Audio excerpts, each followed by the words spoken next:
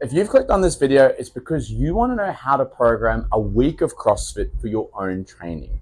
Now, what's behind me on this board is 2 weeks of our Unbound Athletic CrossFit program from the last cycle. You guys have full access to the full 12-week cycle for free in the link in the description if you want to run this cycle yourself. But what you're probably looking at is very confusing, and there's a lot of elements in play. We've got everything from strength components to gymnastics work to intervals to metcons, and it's all laid out in the most confusing format possible because this is designed for coaches. This is designed to coach for an affiliate, but not necessarily for yourself. So let me run through with you how we program for a week of training for a beginner or novice athlete. Now, we're going to keep the principles, but we're going to remove this confusing jargon of a program and look at designing your own program, taking into account the previous week's training. This is the simplified version for beginners, because this is for beginners. For the majority of you guys are just learning the bases of how to create your own programming and how to build some consistency in your training. Whether you're training from home, a local gym, or even a local CrossFit box, having some consistency will be the biggest driver of results over anything else, maybe aside from sleep.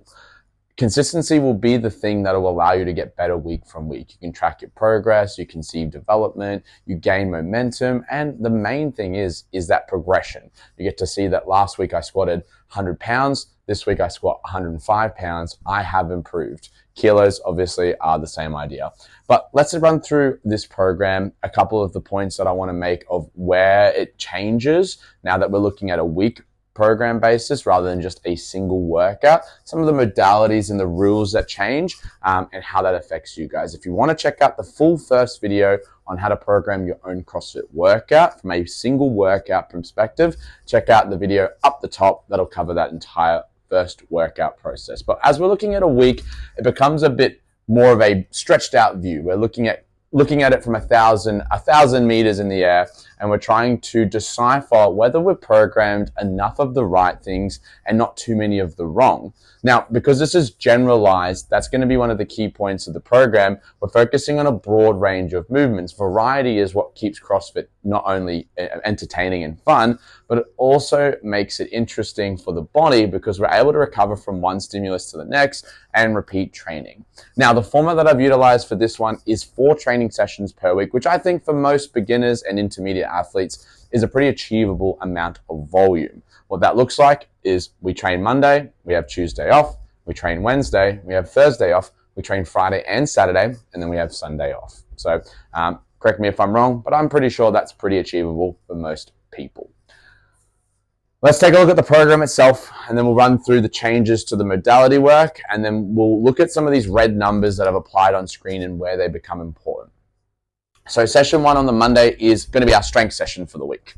We've got 3 sets of 5 on the squat, overhead press, and deadlift on week 1, the squat, bench, and bent over row on week 2. Some slight changes there, but relatively the same format. Wednesday, we're looking at a long endurance piece of machines only called Mikko's Triangle, 39-minute EMOM. We've got 3 different stations, row ski and echo bike, with a 1-minute rest at the end, rinse and repeat for 10 rounds. We have our Friday Tabata gymnastics work, strict pull-ups, dips, and V-ups. Then we move into holds, handstand, planche, and arch hold, 20 seconds on, 10 seconds off, 8 rounds on each station. Finally, Saturday is going to finish with a short, sharp sprint workout, Gretel, 10 rounds, 3 clean and jerks, 3 bar-facing burpees. That's week 1. Week 2, when we come into Wednesday, we've got 2 rounds, 30 wall balls, 30 or 24 cal row, 30 toes to bar. The Friday is going to be accumulate 3 minutes of hollow holding every time we break, 15 dumbbell Z-up, 15 dumbbell Z-ups, 15 dumbbell Z-press, and then 15 ring rows. Finally, the Saturday session is a repeat of the old open workout, 22.1, 15-minute AMRAP, 3 wall walks, 12 dumbbell snatches, 15 box jump overs. So that's the 2-week program, looking at it from a macro view.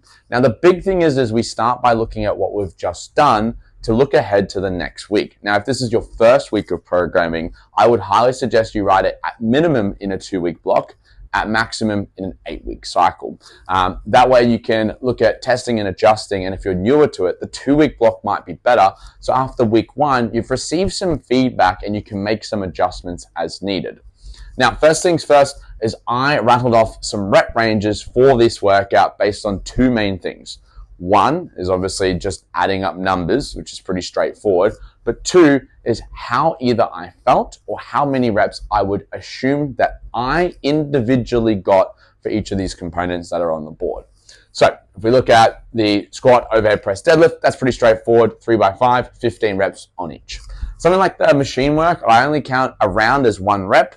Regardless of how many calories there are. So for example, in the Wednesday session, we've got the 2 as a score for the 30 calories both rounds, just because machine work is a lot less intense on the body, lower impact. It doesn't deserve such a big score, in my opinion. You can argue that, but that's fine. When I look over to the Tabata, obviously it's a bit more arbitrary. Same with the hollow hold one, where it's a kind of a time domain. You don't know how many reps someone gets, so I just guessed accurately. So what I would roughly think I could achieve throughout the Tabatas and through the hollow hold portion. With the hollow hold and any holding, 20 seconds counted as 1 rep. So every 20 seconds would be a repetition in general. And obviously the last ones are pretty straightforward. They've got rough numbers. I based the AMRAP off my previous score, which I roughly thought was about 8 rounds for that workout. So that's where I got those numbers from. So now that we've got the numbers, we're going to look over this side of the board at stimulus.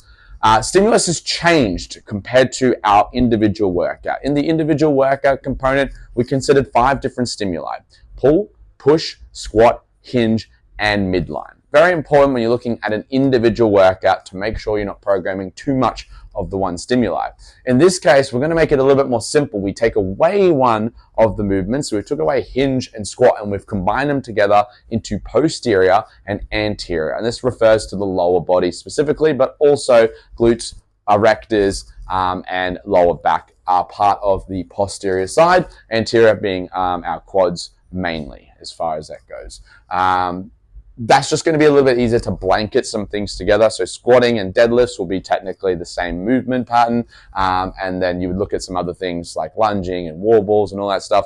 That's all going under the same tree. Let's take a look at it. So in the combination reps, don't quote my maths on this, but we've had 80 reps in the pulling movements, 130 in the push, 48 in the posterior anterior, and then 68 in the midline. Now, the one good thing about the midline is it doesn't necessarily need to be so high compared to the other movements. It just needs to have reps. If I was to give a rough recommendation, I'd say anywhere from 30 to 75 specific midline repetitions would be ideal for a week's training for a beginner. Keeping in mind like back squats, cleans, front squats, deadlifts, wall balls, all of these movements utilize the midline. So you're not going to, it's not like you're going to hit any midline or lack any midline in that particular movement. It's just that it doesn't need to have as much individual focus as the other movements because it gets lots of touches as it is applied in so many of our compound lifts. That being said, we still want to have it in our program. It's just not the one that I would consider compared to some of the other movements.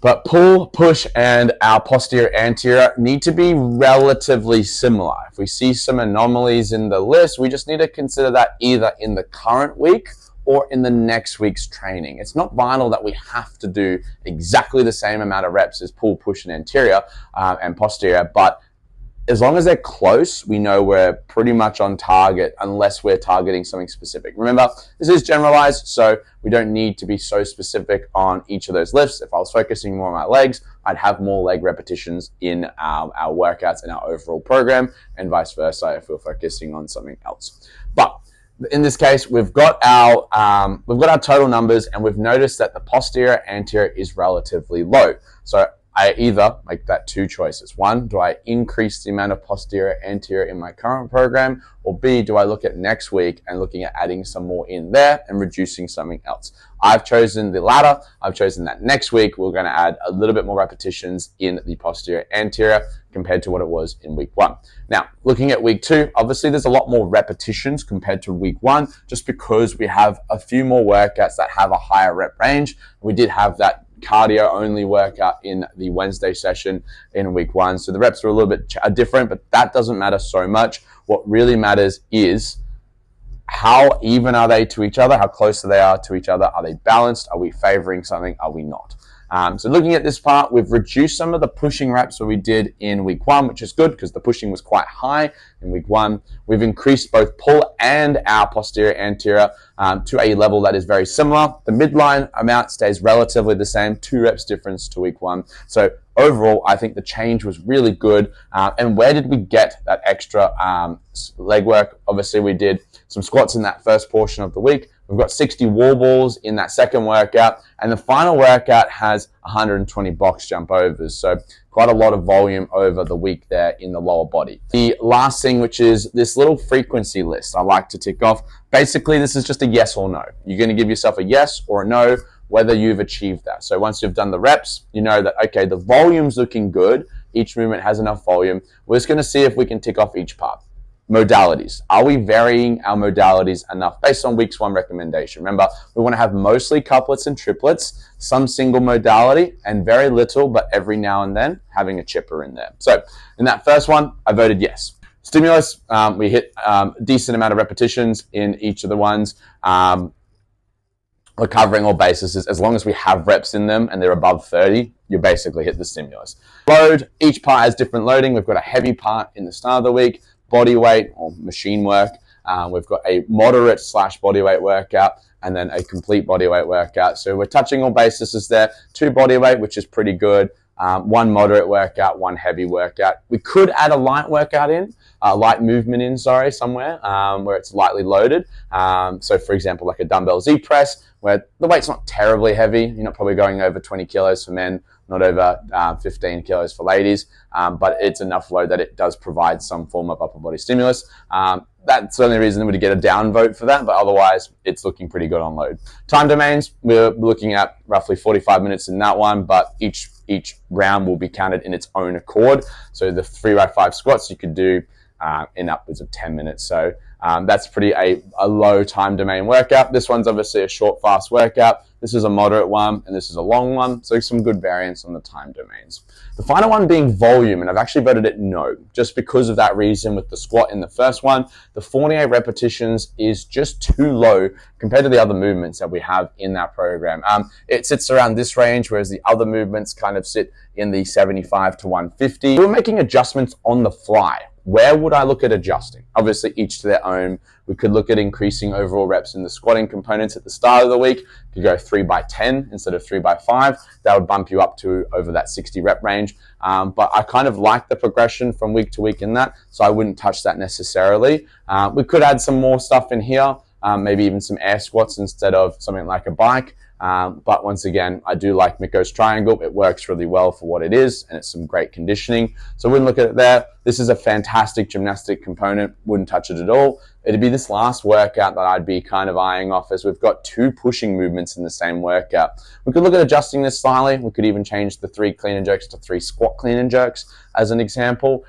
We could even move the bar facing burpees to something like pistols if we have the ability level. If not, that's where you might even add a high box jump in instead of a standard box jump.